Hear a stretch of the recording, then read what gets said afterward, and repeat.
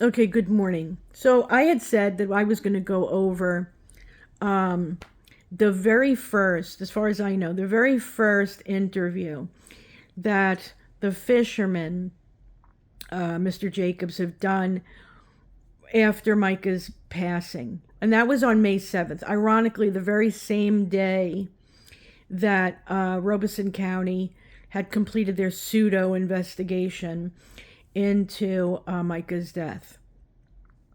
I have bullet points here, and there's a good reason why. And then we're going to go over a few things after, so bear with me. So let's start with the bullet points. And I'm going to comment in between because they're just absolutely telling. So he starts off with, I started fishing around 11:30. Just got done fishing, stopped by the slough, a lake off the river, so I pulled there with my little boat. Now, he starts at 11:30. I may be just grasping at straws here. But what time was it that Micah left her house and went to the pawn shop and was on her way to the gas station? I mean, wasn't this around the same time? So it's almost like we're preparing. Okay. And maybe 5 minutes into the slough, I heard a cry, a faint cry. She asks, when did this happen? He says, probably around 4 o'clock, broad daylight. Remember that time and go look at the death certificate and look at the times that are recorded by the medical examiner. I just kept hearing the cry. It was when I got inside the lake, heard a faint cry for maybe 2 to 3 minutes. Let's stop there. He's admitting he's inside the slough where she was found. He's inside with his boat. He's admitting that. So he's there. Then I stopped. I heard a gunshot. And then I heard a gunshot. Another couple on a boat, I asked them if they heard the shot, and they said yes. We to this day have no idea who this couple is. Once again, he says, then I heard a gunshot and the crying stopped. That's 3 gunshots, he said. I'll even show you the interview. It's a JLR was the one who recorded it. So if you want the link to listen for yourself, you can. Moving on, bullet points. So I was going to leave, but I happened to look at the end of the lake. There was a little opening that would take me to the back. Then I decided to just go on over with my boat. So now he's parking the boat, bringing the boat to the edge. That's when I found Micah's belongings laying up on the bank. I got out of the boat, picked the belongings up, looked at them. It was a cell phone that was laying outside of the bag with her glasses. I picked them up, put them in the bag. I looked around a bit. Why are we looking around? Got back into the boat, came to the landing, loaded it up. I stopped and talked to the law, asked them if they knew a Micah Miller. And he said, how do you know Micah Miller? Stop. I'm sorry, hasn't the story always been that he took the bag, put it in his truck, went somewhere to get a lighter, came back in a car, and then gave the bag? That's not in this story. If you can find any of those interviews that he says that, please send it to me. Moving on. So he says to the officer, wait a minute now. I found her belongings and I told him the story about hearing the crying and the gunshot. And he said, get out for a minute and talk to me for a while. For a minute. Get out and talk to me for a minute. Forgive me. Moving on. That's when he told me there's an apparent S happening at the river. He told me that Micah had called 911, told them she was getting ready to commit S where she was at. This officer is sharing all this information with some random guy. But I don't know, maybe that's the culture of Robeson County. I move on. The law keeps telling him she was calling because she didn't want her parents worrying about her where she was at. So the interviewer asks the fisherman, is that when you gave him the belongings? And the fisherman says, yes, I gave him the belongings. He laid them all out on his truck, laid everything out on the truck. Stop. Why is he laying everything out on the truck? Doesn't he just need the ID? What are you looking for? Moving on. So she asks, now you said there were specific things you found in there. He says, I didn't really look at it until I loaded it into my boat.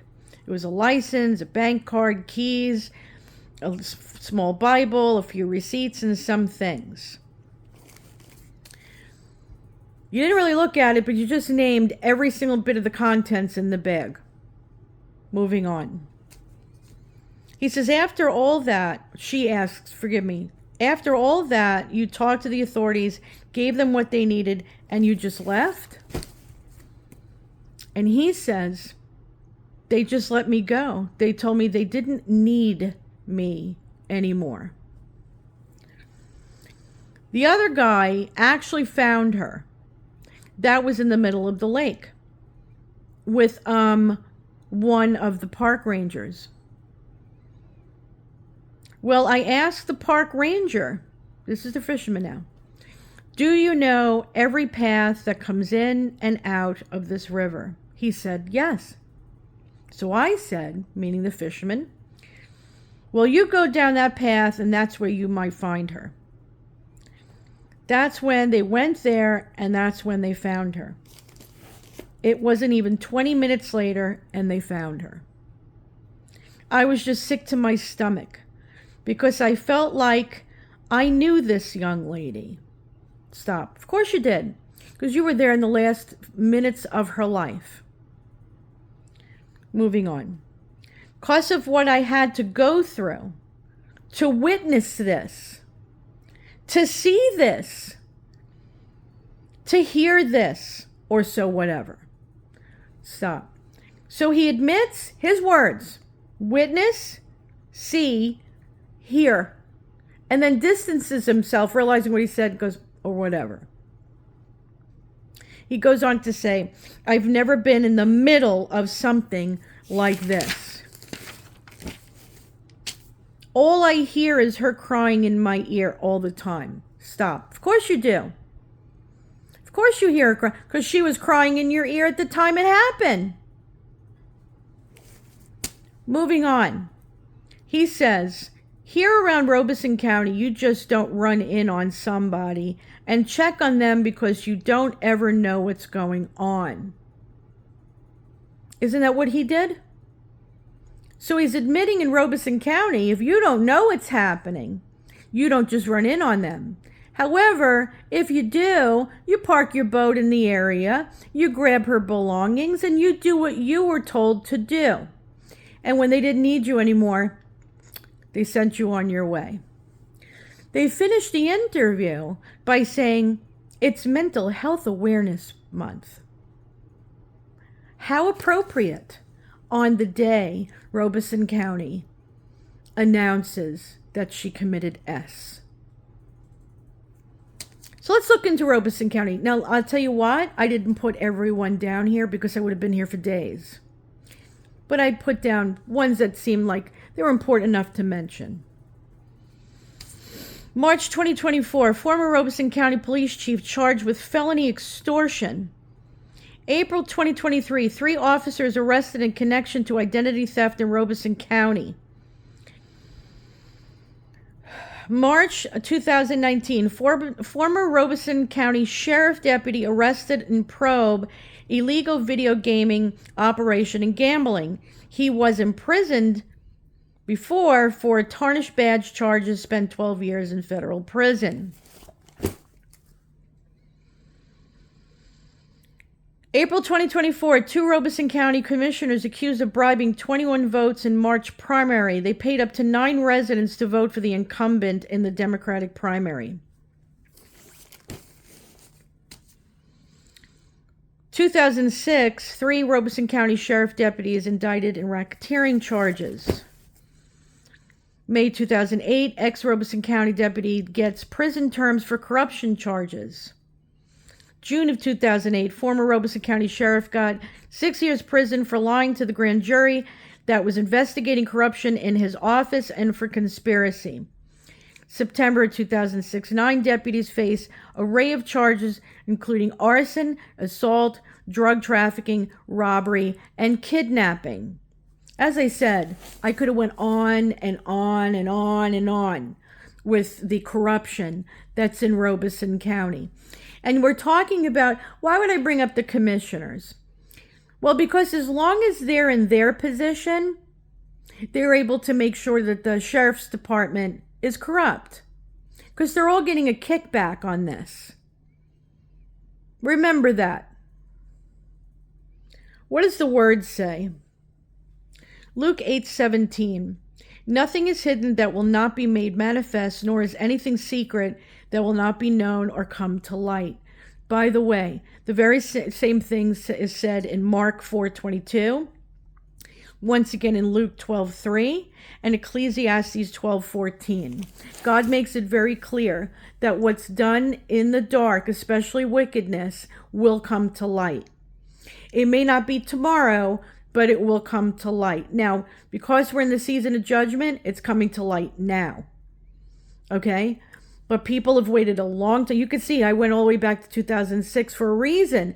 This has been going on for years and all the way up till now.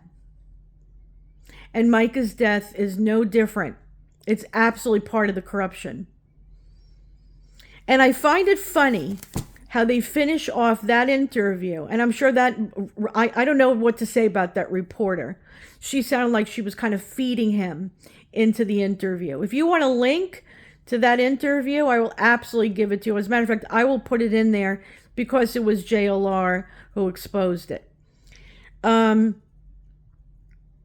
find it funny how they had to finish that whole interview with, it's Mental Health Awareness Month. Really. Just remember this. At that time, this is May 7th, they never expected anybody to look in on this, as they've gotten away with so much over the years and decades. They never expected us 3-4 months later to still be looking into these stories. They thought it would just go away like all the other stories. Wrong again. And we're going to keep digging and digging and exposing until Micah gets the justice she deserves. So I leave this with you. Again, if you come across the interview or interviews where he says he took off with the bag in his truck, came back in a car, and then gave the bag, please send it to me, because I remember hearing that. And by the way, Jack Fox, the lie detector, who's been for over 20 years doing this with law enforcement, private investigators, has been on multiple shows. One, he should be coming on the CJ's Crime Concept show soon. We don't have a date yet, but we're working on it. And 2, I gave him all of these interviews to do an analysis on. I am very, very anxious to hear what he's got. I'm excited to hear what he has to say when he breaks down all of the deception that we've obviously found in the Fisherman story. Do I think he did it himself? No. I think he was in the middle of this, as he claims, that he witnessed it, that he saw it. These are his words. As I said, I will give you the link. You can listen to it for yourself. So we should be on tonight, CJ's Crime Concepts, and we're going to dig into this even more. So, and that should be 7 to 7:30 Eastern Standard Time on YouTube. So I look forward to seeing you then. Until then, God bless.